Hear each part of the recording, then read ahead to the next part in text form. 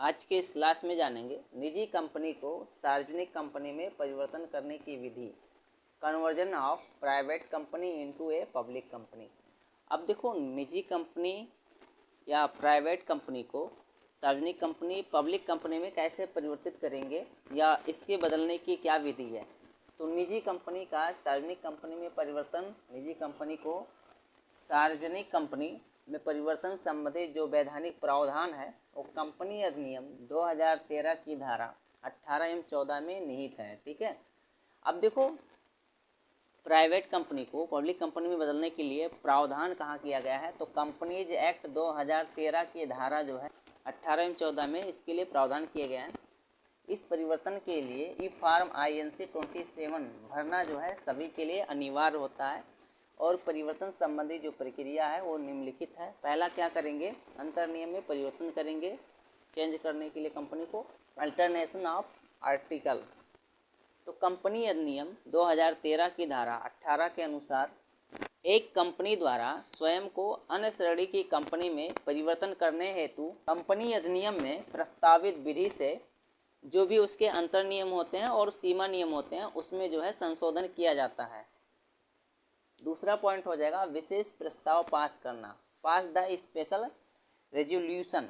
अब देखो, इसके लिए स्पेशल जो है रेजोल्यूशन पास करना होता है जब किसी प्राइवेट कंपनी को पब्लिक कंपनी में परिवर्तन करना होता है, तो ऐसी स्थिति में संचालक मंडल जो है एक प्रस्ताव रखता है। ठीक है।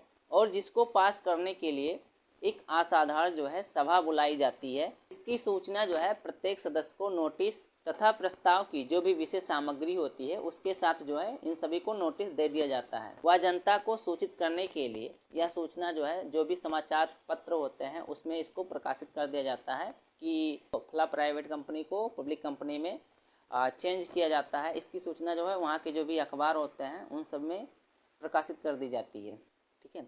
और जब उपयुक्त प्रस्ताव जो है एक विशेष प्रस्ताव की तरह पास हो जाता है तो उसी दिन जो है निजी कंपनी क्या होती है, सार्वजनिक कंपनी या पब्लिक कंपनी में परिवर्तित हो जाती है। तीसरा हो जाएगा रजिस्ट्रार को संशोधित अंतर्नियम की प्रति भेजना, sending a copy of the altered article to the registrar.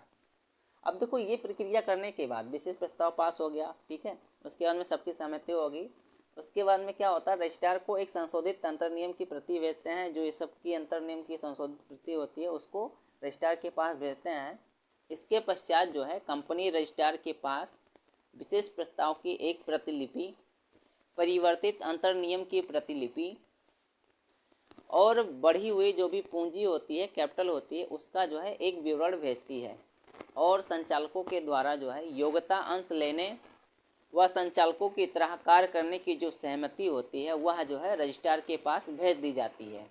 यदि अंश प्रमाण पत्रों में कुछ परिवर्तन करना हो तो उन्हें वापस मांग कर जो है उसमें जो भी आवश्यक परिवर्तन होते हैं या चेंजेज होते हैं उसको करके फिर क्या कर दिया जाता है, उसे वापस भेज दिया जाता है। इसके साथ ही कंपनी को एक घोषणा पत्र जो है रजिस्ट्रार के पास भेजना पड़ता है और जिसमें यह लिखा होता है कि सार्वजनिक कंपनी बनाने के लिए सभी जो भी आवश्यक कार्रवाइयाँ होती हैं वो की जा चुकी हैं। एक निजी कंपनी को सार्वजनिक कंपनी में परिवर्तन होने पर कोई नई कंपनी जो है अस्तित्व में नहीं आती है। ऐसा मत सोचिए कि जैसे उसको निजी कंपनी को हम सार्वजनिक कंपनी में बदल दिए तो नई कंपनी बन गई, ऐसा नहीं होता है। वही कंपनी रहती है, बस वही चेंज हो जाता है, वो पब्लिक हो जाती है। और ऐसे परिवर्तनों के उद्देश्यों से अंतर्नियम में किए गए परिवर्तनों का कंपनी के जो भी वैधानिक स्वरूप होते हैं उस पर कोई प्रभाव इसका नहीं पड़ता है और ऐसे परिवर्तन होने पर भी वह जो है ज्यों त्यों बना ही रहता है, मतलब पहले की तरह ही रहता है।